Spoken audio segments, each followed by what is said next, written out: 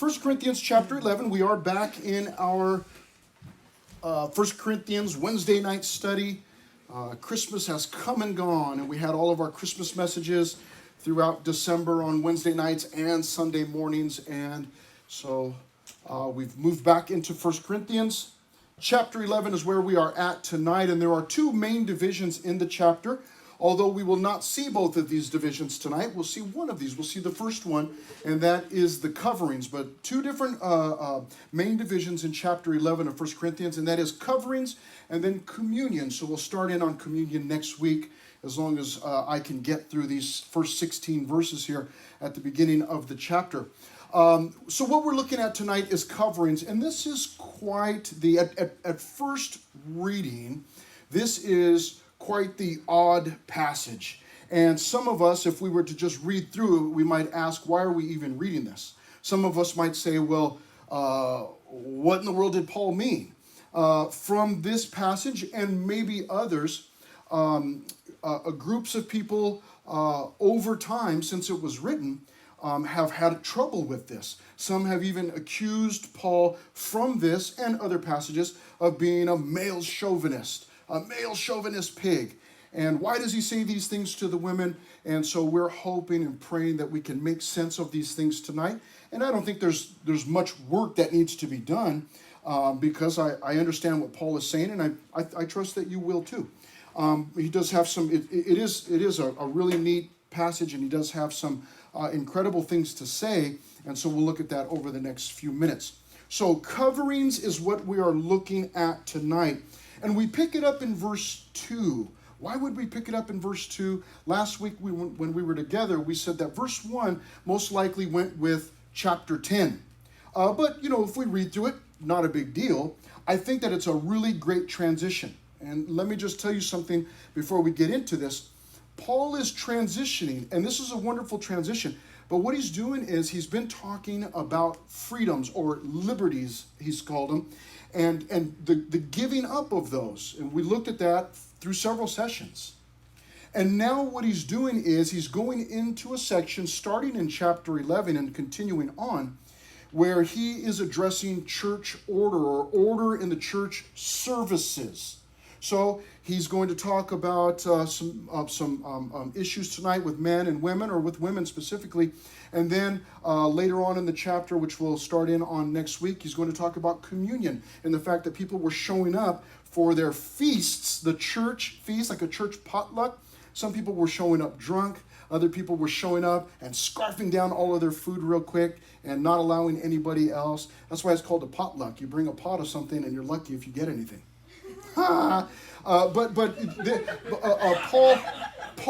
Paul's dealing with all of this church order now.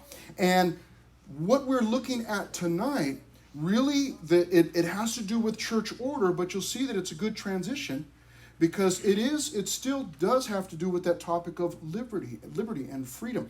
And so let's look at this starting in verse 2. Paul says, "Now I praise you, brethren." Okay, now it's important to remember a couple of things. He is talking to Christians. He calls them brethren. Paul considers these Corinthians, with all of their issues, and we've been looking at 10 chapters of issues, man. These people got problems. But Paul considers them to be Christians still. "Now I praise you, brethren, that you remember me in all things and keep their traditions just as I delivered them to you." So he has a word of encouragement there for them. But he is talking to the Corinthians. Why am I making a big deal out of that? Because I want you to understand that what he is saying tonight is not necessarily focused at people outside of the church. He's going to set down a principle in just a moment that is just a general principle overall. But what he is doing is he is addressing problems within the church. Paul's job is not to address problems outside of the church. Paul's job is not to go and fix the city of Corinth politically. That is not what Paul is aimed at doing. Paul is concerned with fixing issues inside of the church. There's something else you should know if you go to the very last verse there on your page. "But if anyone is hungry, let him eat at home, lest you come together for judgment." And then he says this, "And the rest I will set in order when I come." So Paul planned to visit, and he planned to set everything else in order. So again, he's talking about church order here and how a church should conduct itself in certain situations. So he says there, I praise you, brethren. He says then in verse 3, and here's what he does in verse 3 is, he is establishing headship, meaning leadership. And this is what he says in verse 3. But I want you to know that the head of every man is Christ. In other words, the authority for, and he does say every man is Christ. Now here's where we get into trouble with some of our female friends. He then says this immediately, the head of woman is man. And all the guys are like, yeah, that's right, girl, you better make me a sandwich. We just feel like, the heart, the mind immediately jumps to like, yeah, that's right, man. The men are in charge, ladies, you better get it right? Okay? And so we'll talk about that. And then he goes on to say at the end of verse 3, so the head of every man is Christ, the head of woman is man, and the head of Christ is God. So what he's doing is he's establishing headship. There's leadership in every aspect here. Every man is the headship of every man. The leader of every man is Christ. And then he says in a general way that for the woman it's man. And then he goes on to say that even Christ has leadership that he submits himself to, and that's God the Father. He's God the Son, but he submits himself to God the Father. In fact, some of you may remember that Jesus, when he was here on earth during his earthly ministry, he even said things like, I don't do anything except what the Father tells me to do. So Jesus was, submitted to the Father. In fact, didn't do anything that God didn't tell him to do. But what is the deal here? We're okay at the beginning of verse 3 where it says that the head of every man is Christ. We go, yeah, that's a good thing. And we're okay with saying, the head of Christ is God. Okay, God the Father, Jesus Christ the Son. Okay, I got it. But what is this deal here with the head of woman is man? And you know what? That's okay. And here's what some people do. They say, well, that's okay for the first century church, or that's okay for ancient Corinth, but everybody knows that that's not the case anymore, and that's all changed, and that doesn't even stand anymore. Well, we're about to find out here what exactly Paul was saying. So he establishes headship. The second thing that he establishes is headwear. Establishes headwear. He says in verse 4, every man praying or prophesying. Now, do your friends that are not saved, they're not Christians, do they ever pray or prophesy? Not generally speaking, okay? They might pray, oh God, help me with this math test that I didn't study for, but I should have. But other than that, they're not in the practice of prayer. So again, this is another indication that what Paul is dealing with is an issue inside of the church, okay? I want to make that clear, inside the church. He says, every man praying or prophesying, having his head covered, dishonors his head. What? That's really strange. Verse 5, but every woman who prays or prophesies with her head covered dishonors her head. For that is one and the same as if her head were shaved. Wow. Okay, so what are we talking about here? Well, we've already established that Paul is dealing with problems inside of the church. And he's dealing with problems inside of the Corinthian church. And what he is dealing with here, the topic that he's dealing with, is head coverings. First, he established that for the man, if he's praying or prophesying, to have his head covered would be dishonoring. But then he goes on to say, but the woman, she needs to have her head covered or else she'll be dishonoring. So he's talking about head coverings. So right away, you and I, we do this. We go, well, we don't, head coverings are not an issue for us. So there are some churches who still utilize head coverings. And you'll see the women with their heads covered, okay, when they're at church. Now, it's a little bit strange to us that Paul would say in verse 4, every man praying or prophesying having his head covered dishonors his head. It's only a little bit strange because Paul is a Jew. And in Judaism, and when the Jews would go to what we would consider their church service, the guys would cover their heads. They would bring up their shawl, and they would cover their head. And so for Paul to say that if the guy prays or prophesies having his head covered dishonors his head seems like a strange thing.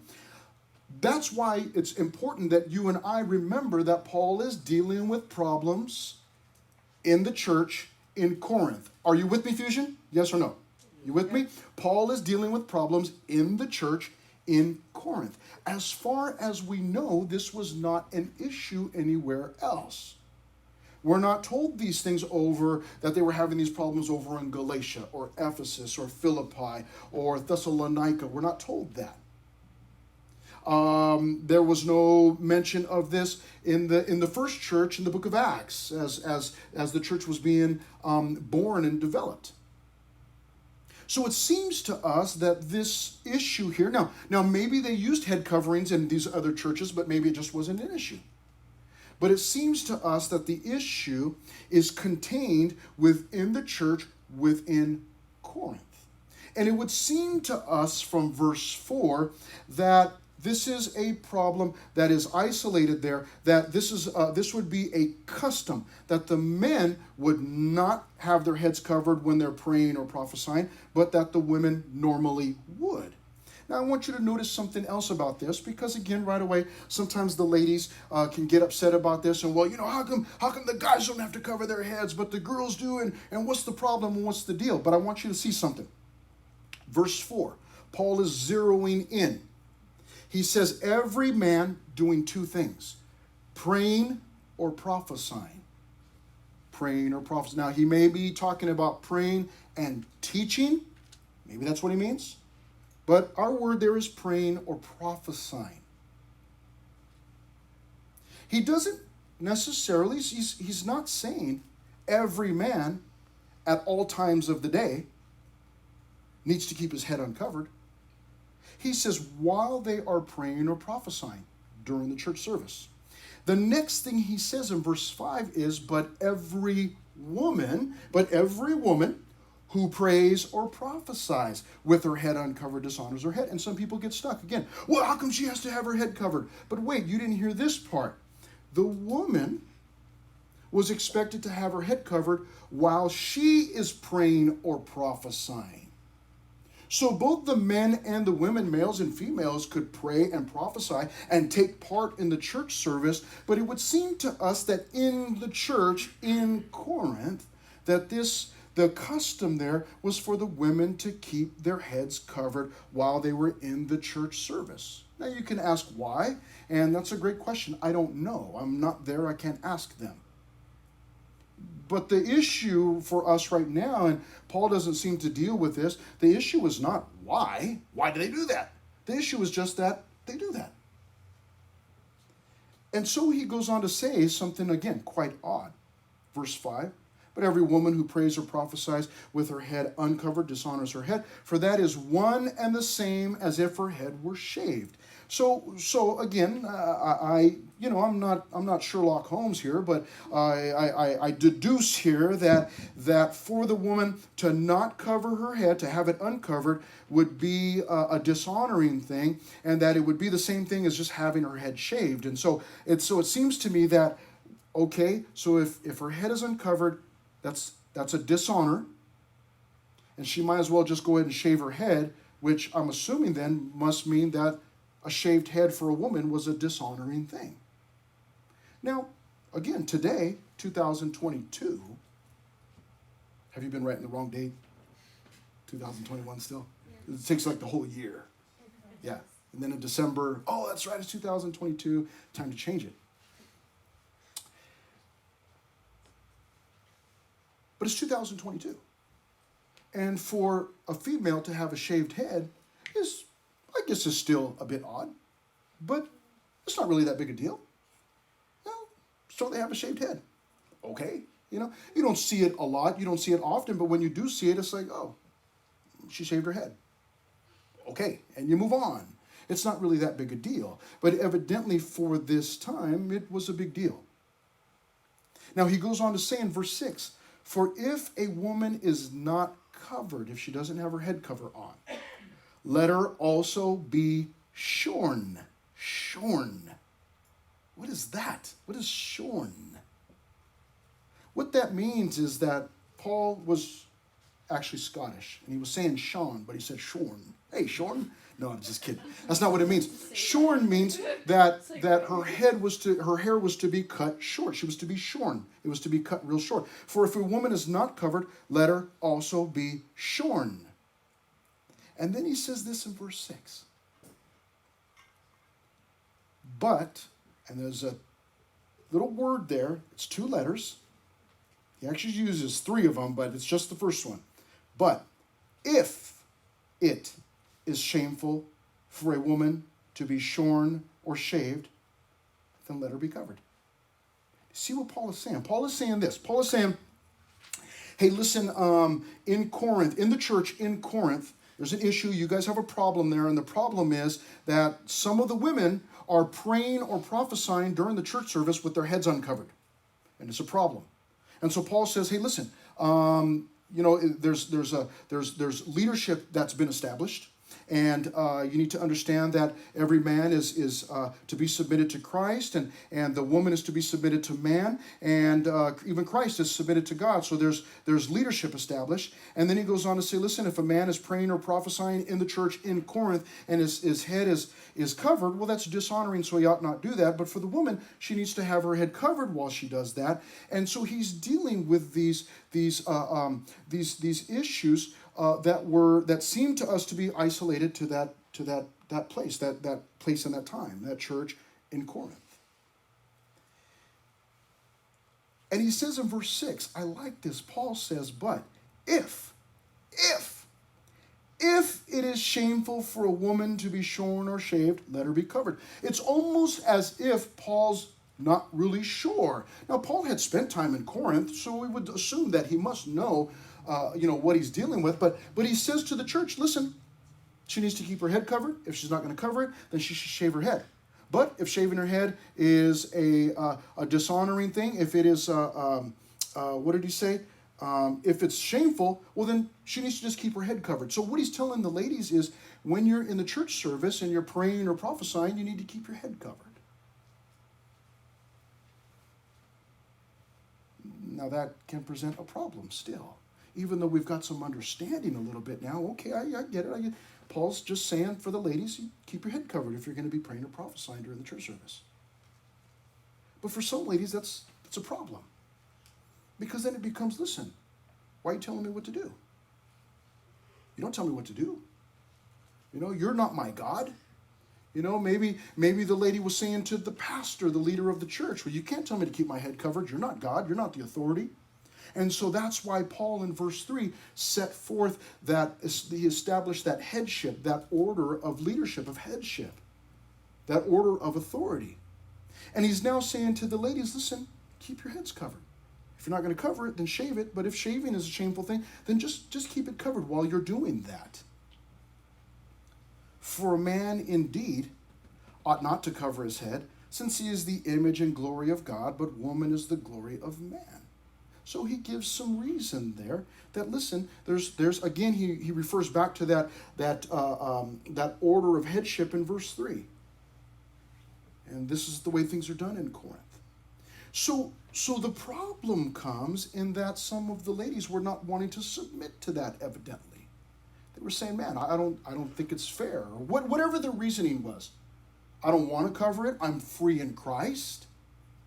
Now, this is where we see that transitioning happening. Because remember, back in chapter 10 and chapter 9 and the previous chapters, it was about, hey, I've got the right, I've got the freedom, I'm a Christian and I'm free in Christ and I can do this thing, whatever it is. And Paul was saying, okay, yeah, you got the freedom. But what you should be willing to do is give that up if it's offensive to other people. And what Paul is telling the church here is that, listen, ladies, If you're supposed to keep your head covered, then keep it covered. Because it's causing problems. It's causing strife. It's causing issues in the church. And what we don't ever want to do is we don't ever want to cause problems in the church. We don't want to, and I'll tell you what causes problems. We cause problems when we draw attention to ourselves.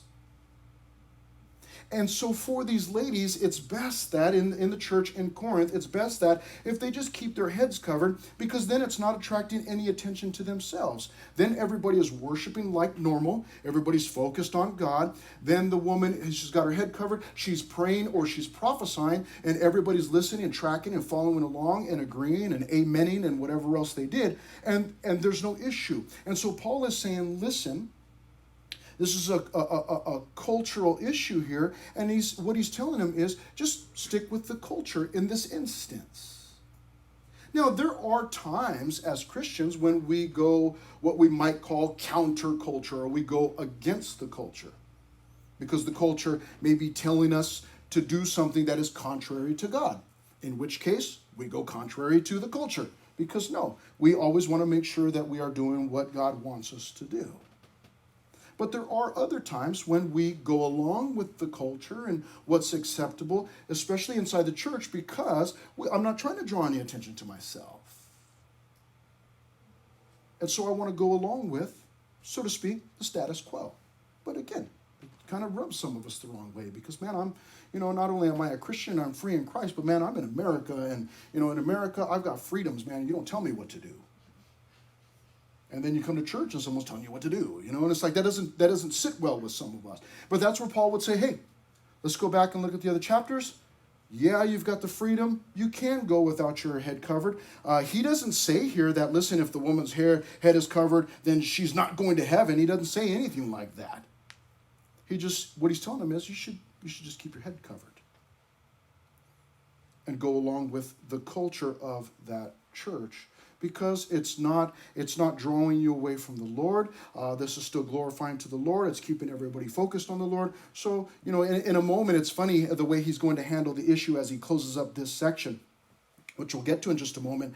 But it's almost in verse 6 when he says, but if it is shameful for a woman, it's almost he's saying, this is not really that big a deal, and just keep your heads covered. Or else if you're not going to cover your head, shave your head. Or if that's shameful, then just keep it covered. Just keep it covered. It's just easiest. In verse 8, what he does now is he's giving some evidence from the Old Testament. And though he does not say, hey, remember in Genesis or remember what Moses wrote, however, it's clear that this is from Genesis. Look at verse 8. For, he's going to give some reason now why he's saying this. For man is not from woman, but woman from man.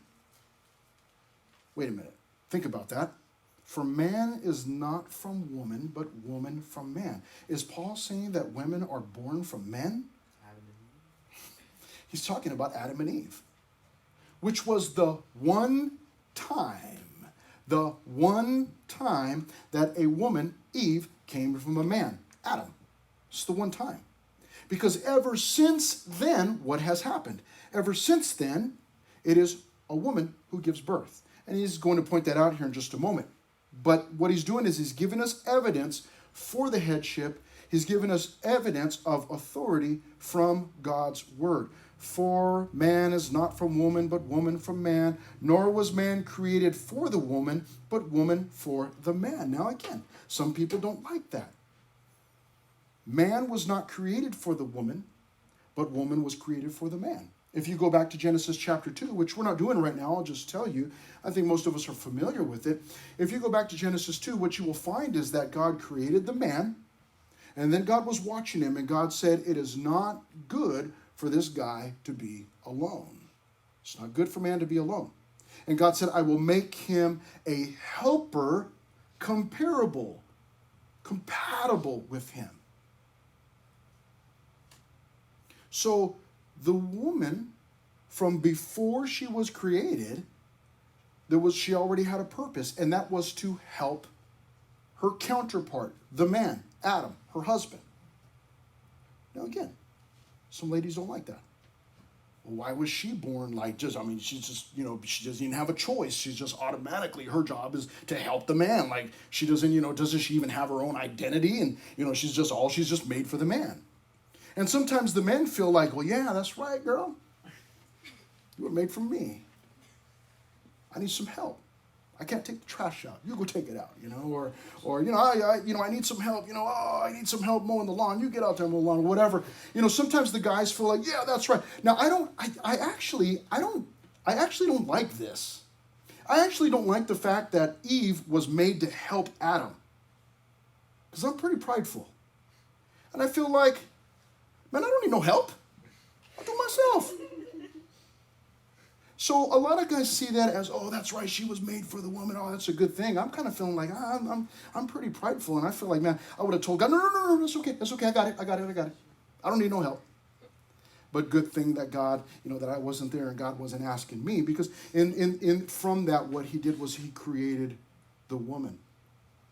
And it really was a beautiful thing. He takes dirt and makes the man. And then takes the man and puts him in the garden. Then once he's in the garden, he takes a portion of the man. It's this refining process. He didn't make the woman out of dirt. He made the man out of dirt. And then from that portion of the man, he takes and he makes this woman. She's born inside of the garden. She's not made out of dirt. It's a really good thing. But what he's doing is he's giving us this evidence that, hey, God set this up a long time ago. And then in verse 10, for this reason, the woman ought to have a symbol of authority on her head. He goes back to the head coverings. Because God set up this headship, in your church, Corinthians, you should have this symbol of authority on your head. You should have your head covered, because it reminds everybody, it lets everybody know that you have a submissive heart. And then he says something straight, verse 10, for this reason, the woman ought to have a symbol of authority on her head, because of the angels. Now, for the life of me, I don't know what a baseball team has to do with this. I don't even like the Angels. Hey. Just kidding. I love the Angels. Favorite team. No. I'm just kidding. I don't even watch basketball. Anyways, listen. What is he saying here? This is not the first time that Paul has brought up angels, even to the Corinthians. Back in chapter 4, verse 9, he said, for I think that God has displayed us, the apostles, last, as men condemned to death. For we have been made a spectacle to the world, both to angels and to men. So what is Paul talking about here? I think what Paul is doing here in verse 10 is he's saying, listen, I've just given you a couple of reasons. Verse 10, I just gave you some reasons from the Old Testament. This is the way that God set it up. The guy was meant to be the leader, and the woman, Eve, was to be submitted to him. And then he says, he even throws in there at the end of verse 10, but also because the angels are watching. Because angels are watching, and I think it was Peter that told us that they desire to see what we're doing and understand what we're doing. That angels are watching how the church operates, and they're in awe.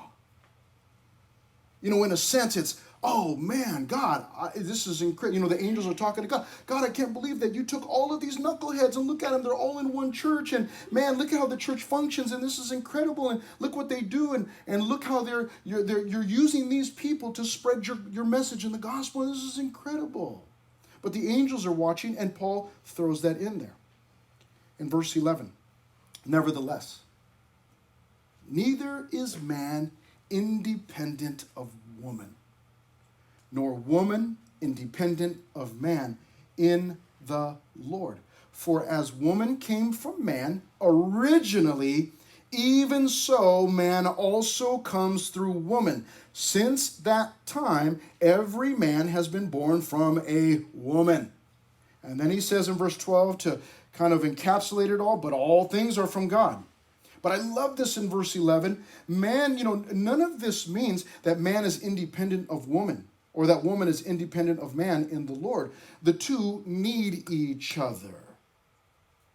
You and I need to understand something, that within authority does not mean inequality. Authority does not mean inequality. What do I mean by that? Those of you that play sports. Normally, there's a captain. You have a team captain. Well, the team captain is the authority. But the team captain is still a player on that team. And as far as players are concerned, you both are equal. He or she is a player, you're a player, but they've got the captain band on. You know that they're the captain. So they each need each other. Just because that individual is the captain doesn't mean that you are no longer needed. You're no longer necessary. No, the two still, every team captain needs the players, needs the rest of the team. So it is with the men and the women, so it is in the church. Yes, there is an established leadership. However, we need both parties involved. What would the church be? What would fusion be without the ladies? Woo. Yeah. So very necessary. So very necessary. Absolutely.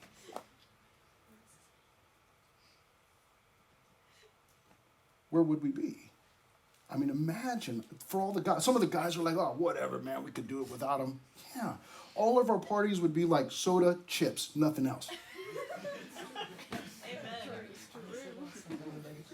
And half you guys don't even bring that stuff, man. Come on. Let's just be real. Okay? Preach. Okay? Listen. The women are absolutely necessary. Absolutely vital. Absolutely vital. Yeah. And so the two need one another. Ladies, you need to understand that Paul is not trying to suppress women.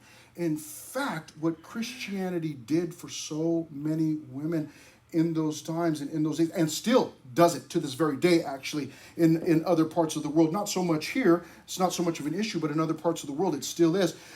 The Christianity and Christ and Jesus and the church actually elevates women to their proper place, not subpar, not below men, but it actually brings them up so that men and women are equal in the church.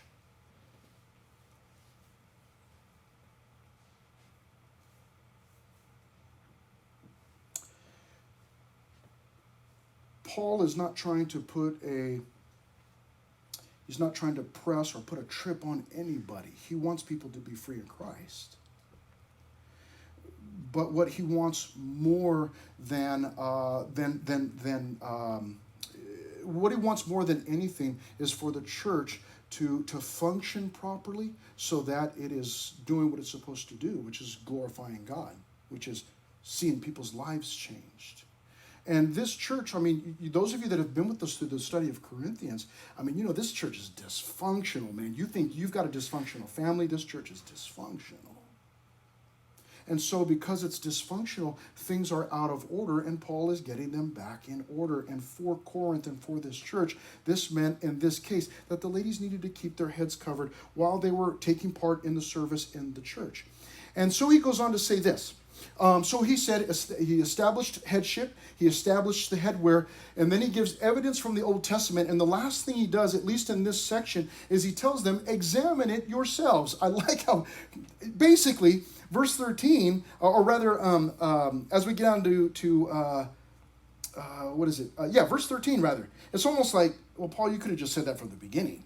Look what he says in verse 13. He says, judge among yourselves. And then he asks the question, is it proper for a woman to pray to God with her head uncovered? He says, does not nature itself teach you that if a man has long hair, it is a dishonor to him? So he then mentions briefly the natural order of things. He says, generally speaking, a man might have long hair, but generally speaking, that women have longer hair than men. But it's dishonoring. I mean, what do you think about that? I think some of the manliest men that I have ever known have had long hair. Look at that. Who is that? That's me wearing my mom's glasses. That's me. Yeah. I had just I had just come out of the forest. Someone took a picture of me like this. Okay? Some of the godliest people I know have had long hair. Look at this guy. Oh my. No way.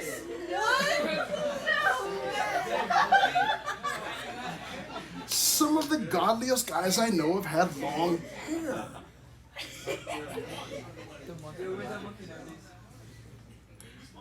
Paul says, listen, examine for yourself. He says, examine for yourself. Judge among yourselves. And then he asks the question, is it proper? Does not even nature itself. Verse 15. Let's finish this thing up. But if a woman has long hair, it is a glory to her, for her hair is given to her for a covering. So he goes to the natural order of things. He says, listen, normally, a woman would have long hair. And that's the natural order of things. And the guys wouldn't. But if anyone, look at this in verse 16, but if anyone seems to be contentious, we have no such custom, nor do the churches of God. Now, what in the world is Paul talking about there as we finish? What I believe Paul is saying in verse 16, as he finishes up this short section on these head coverings, is if anybody wants to fight about it, but if anyone seems to be contentious, if they want to fight about it, he's saying we don't really have a custom, and nor do the other churches. It seems to me that what Paul is saying is this is not really an issue in the other churches. So if you want the women's heads to be covered, then ladies, keep your heads covered, he's saying. But if you don't want them to be covered, we don't really have this policy, and so, then tell them they can be uncovered and move on, is what Paul seems to say there in verse 16. Again, it would seem to us that this was not an issue in other places. When we're looking at some kind of topic in the Bible, we always want to ask ourselves a couple of questions. Things like this. Some of these kind of like obscure type things, we always want to ask ourselves this. Did Jesus teach on this topic? Jesus did not teach on head coverings. Does that mean it's automatically out? No. I think it's legit that Paul is sharing this with the Corinthians, with the church in Corinth. The other thing that we want to ask is, not only did Jesus teach on it, then we want to ask ourselves, well, what did the early church do? When the church started gathering in the book of Acts, what did they do? And we don't see this as an issue, as a problem. So what are we walking away with here? We don't do head coverings, obviously. I mean, if you want to come in with your head covered, come in with your head covered. You want to come in uncovered? Great. You want to come in with, ladies, you want to come in with your head shaved? I don't suggest it, but if that's what you want to do, go for it. Here's what we walk away with. Two, there may be more, but two biblical principles as we close. The first one is, what we want to do in all things is glorify God. We always want to go back and say, what does God say? What does God's word say? And Paul went back, he showed us that. He went back to the Old Testament and gave us an Old Testament example. This is where God set up the order of things. So we always want to glorify God. The second thing that we want to do is we want to consistently consider others. The ladies in the Corinthian church, what they should have said was, hey, if this offends you, I'll keep my head covered. Not a big deal. But evidently some of them were not willing to do that. For you and I, we want to glorify God, number one, and then secondly, we always want to consistently consider others. What can I do when I'm going to church? What can I do, in a sense, to kind of disappear? I don't want to go there with flashing lights and, hey, everybody, look at me. And, during worship, like, hey, everybody, look at me. Look what I'm doing. I don't want to do that. What I want to do is I want to come to church and I just want to be focused on God. I don't want to be worried about somebody being focused on me. I don't want that to happen. What I want to do is I want to consider others, what's going to be beneficial to them, what's going to be a benefit to them, what's going to be a blessing to them, and what's not going to distract them. What's not going to distract them from worshiping God. Paul, short 16 verses, and then he moves on to communion, which was a whole nother problem. But for us, though head coverings are not an issue, it's these biblical principles. Okay, I always want to glorify God. I want to consistently consider others. Let's pray. Father, thank you so much.